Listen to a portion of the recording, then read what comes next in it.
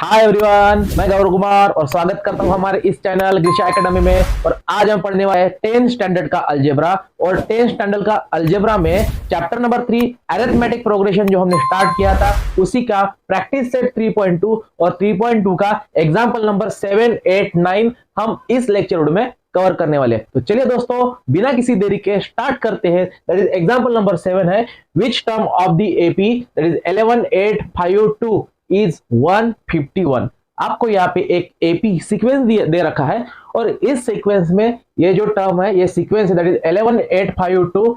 इस सीक्वेंस का -151 ये कौन सी टर्म आती है? ठीक है, आपके पास सीक्वेंस है 8 11 8 5 2 dash dash dash.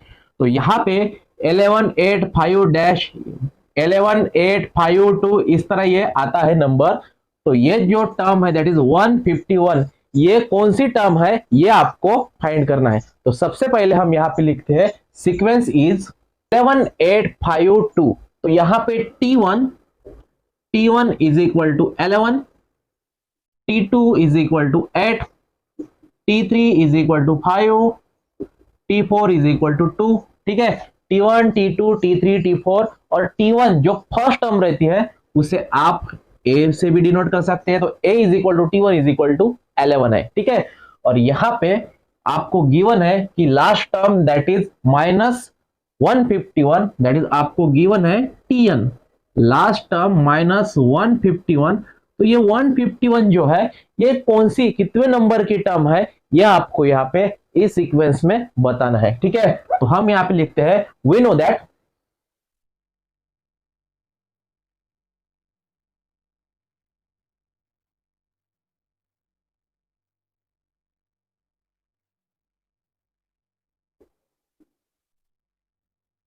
Tn is equal to a plus n minus 1 into D. तो Tn की value -151, -151 is equal to a की वैल्यू है यहाँ पे T1, a की वैल्यू यहाँ पे 11 प्लस n, जिस तरह हमने यहाँ पे Tn की वैल्यू -151 लिखी तो आपको n फाइंड करना है, n-1 इंटू डी। अब d फाइंड करने के लिए दो टर्म में का आपको डिफरेंस फाइंड करना है। तो दो टर्म में का डिफरेंस फाइंड करने के लिए d is equal to T2 minus T1, that is T2 आपके पास 8 एंड T1 11। तो 8 माइनस 11 दैट इज -3, डिफरेंस आएगा -3 का। ठीक है, डिफरेंस यहाँ पे आता है -3। तो जिस तरह हमने यहाँ पे d को वैल्यू तो d की वैल्यू आप लिख सकते हैं यहाँ पे -3, d इज इक्वल टू -3 है। तो यहाँ पे a की जगह 11, n as it is -1 as it is, d की वैल्यू -3 आप यहाँ पे लिखेंगे। After that -151 is equal to 11 plus -1 into n, that is -3n, and -3 into -1 that is +3. So -151 is equal to 11 plus 3 that is 14 minus 3n as it is। यहाँ पे -151 ये +14, यदि हम इधर लिखे तो -14 लिखना होगा, is equal to -3n as it is. -151 -14 ये आएगा आपका -165 is equal to -3n, -165 divided by -3 is equal to n। That is यदि हम 165 को डिवाइड करें 3 से तो ये आएगा 3 5 15, 3 5 15, that is minus cancel, 165 divided by 3 that is n is equal to 55, n is equal to 55। इसका मीनिंग ये होता है कि 55th टर्म जो है दैट इज T55 टर्म है यहाँ पे -151। ठीक है, आपको यहाँ पे पूछा गया है कि -151 ये कौन सी टर्म है, ये सीक्वेंस में से ये जो -151 है ये कौन सी टर्म आती है। तो हम यहाँ पे लिखेंगे कि वो 55th टर्म आएगी -151। तो ये था आपका 7th एग्जाम्पल। चलिए देखते हैं Next example, that is example number 8 is how many natural number from 10 to 250 are divisible by 4? 10 to 250 इसके बीच में ऐसे कौन से नेचुरल नंबर है जिसे 4 से डिवाइड होता हो। ठीक है, तो 10 के बाद आता है 11, 11 के बाद आता है 12, 13, 14, 15, 16 डैश डैश डैश 250 के पहले 249। ठीक है, तो आपको यह बताना है कि ये जो सीक्वेंस है 10 से लेके 250 तक जो सीक्वेंस है उनमें से ऐसे कौन से नंबर है जिसे 4 से डिवाइड हो सके, और यहां पे ऐसे 4 से डिवाइड होने वाले ऐसे कितने नंबर है ये आपको फाइंड करना है। तो देखिए 4 से डिवाइड होने वाले नंबर आते हैं 12, उसके बाद 16, 16 के बाद आएगा 20, 24 अप टू 248। ठीक है, अप टू 248। तो ये सीक्वेंस बन जाएगा दैट इज 12, 16, 20, 24, 28 अप टू 248। ये हो गया आपका सीक्वेंस। मतलब ये सीक्वेंस कहलाता है कि 10 से लेके 250 तक ऐसे कितने नेचुरल नंबर है, ऐसे कितने नेचुरल नंबर चाहिए जिसे 4 से डिवाइड हो सके। द नंबर, आपको यहाँ पे क्वेश्चन है how many natural number from 10 to 50, from 10 to 50 are divisible by 4, मतलब 4 से डिवाइड होने वाले 10 से लेके 250 तक ऐसे कितने नंबर है ये आपको फाइंड करना है। तो सबसे पहले हम यहाँ पे लिखते हैं the number from 10 to 250 which are divisible by 4 are 12, 16, 20, 24 dash dash up to 248। ये हो गया आपका एपी। ये क्या हो गया? एपी, मतलब 4 से डिवाइड होने वाले नंबर जो 10 एंड 250 के बिटवीन हो, तो वो नंबर रहेंगे 12, 16, 20, 24 and so on up to 248। तो यहां पे a is equal to t1 is equal to 12, that is आपकी फर्स्ट टर्म है यहाँ पे 12, t2 that is second term 16, t3 third term that is 20, t4 that is 24 and tn that is last term है आपकी 248। tn है आपकी 248, that is last term 248। तो यहां पे डिफरेंस हम फाइंड करेंगे। तो डिफरेंस फाइंड करने के लिए आपको t2 माइनस t1 करना होगा। तो t2 आपके पास 16 माइनस t1 12, तो डिफरेंस आएगा 4 का। Here d is equal to 4 and a is equal to 2. A is equal to 12.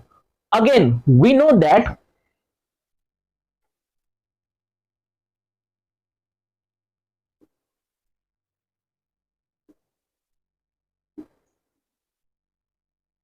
Tn is equal to a plus n minus 1 into d. Put the value of Tn, that is Tn is equal to 248. 248 is equal to a is equal to 12 plus n find करना है, तो n minus 1 as it is and difference that is 4.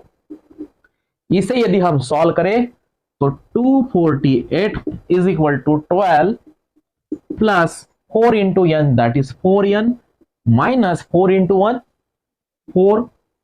यहां पे again 248 is equal to 12 minus 4 that is 8 plus 4n. 248 minus 8 is equal to 4n, that is 240. 240 is equal to 4n. Again 240 divided by 4 is equal to n. तो n is equal to 60. n is equal to 60.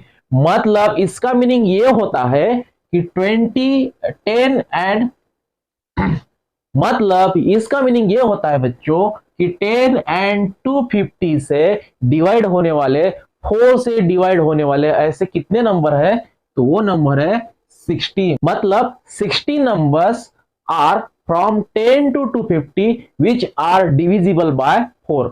10 से लेके 250 तक ऐसे 60 number है जिसे 4 से divide होता है। तो यह था आपका एग्जाम्पल नंबर 9। चलिए देखते हैं 10th example.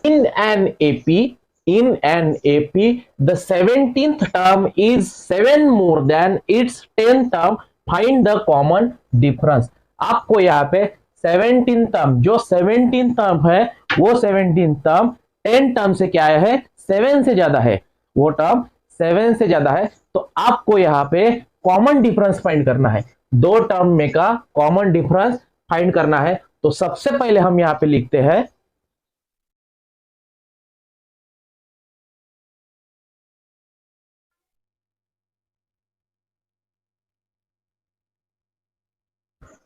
let the first term of an AP be A and common difference be D। जो फर्स्ट टर्म है, फर्स्ट टर्म को हमने कंसिडर किया A से, एंड जो कॉमन डिफरेंस है दो टर्म में का जो कॉमन डिफरेंस उसे हमने डिनोट किया D से। तो वी नो दैट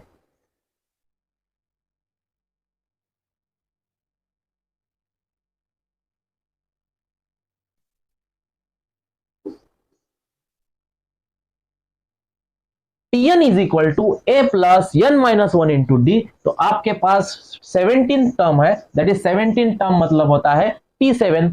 तो मैं यहां पे लिखता हूं Tn की जगह लिखता हूं T17 is equal to A plus N minus one. अब यहां पे देखिए n की जगह हमने 17 लिखा, तो मैं यहां पे लिखता हूं 17 माइनस वन इंटू डी, ठीक है। और T17 is equal to A plus D into 17, या फिर 17 minus one 16, 16 into D 16 D, equation number 1, ठीक है। तो ये बात थी 17 टर्म की। उसी प्रकार जो 10 टर्म है, similarly T10 is equal to A plus, अब n के जगह 10, तो 10 minus one into D, that is T10 is equal to A plus 9 into D, that is 9D, ठीक है। Equation number second from equation 1 and 2। अब यहां पे देखिए आपको गिवन कंडीशन क्या है कि 17 टर्म जो है वो 10 टर्म से क्या है, 7 से ज्यादा है। तो यहां पे अकॉर्डिंग टू गिवन कंडीशन हम लिखेंगे, गिवन कंडीशन आपको यह है कि 17th टर्म जो है वो टर्म 10 टर्म से 7 से ज्यादा है। तो 17th term is 7 more than T10 term, ठीक है। जो 17 टर्म है वो टर्म 10 टर्म से क्या है, 7 से ज्यादा है, मोर है। तो यहां पे T17 की वैल्यू क्या है, T17 की वैल्यू है A plus 16D is equal to T10 की वैल्यू है A प्लस 9D और ये प्लस 7 एज इट इज, ठीक है। आप यहां पे लिख सकते हैं from equation 1 and 2, from equation 1 and 2, from equation 1 and 2 ये आ गया, that is a plus 16d is equal to a plus 9d plus 7। ये जो अकॉर्डिंग टू आपके गिवन कंडीशन के अनुसार जो 17th टर्म है वो 10 टर्म से क्या है, 7 से मोर है। तो हमने लिखा T17 is equal to T10 plus 7, और T17 की वैल्यू है that is a plus 16d and T10 की वैल्यू है a प्लस 9d और प्लस 7 एज इट इज। अब मैं इसे रफ करके लिखता हूं,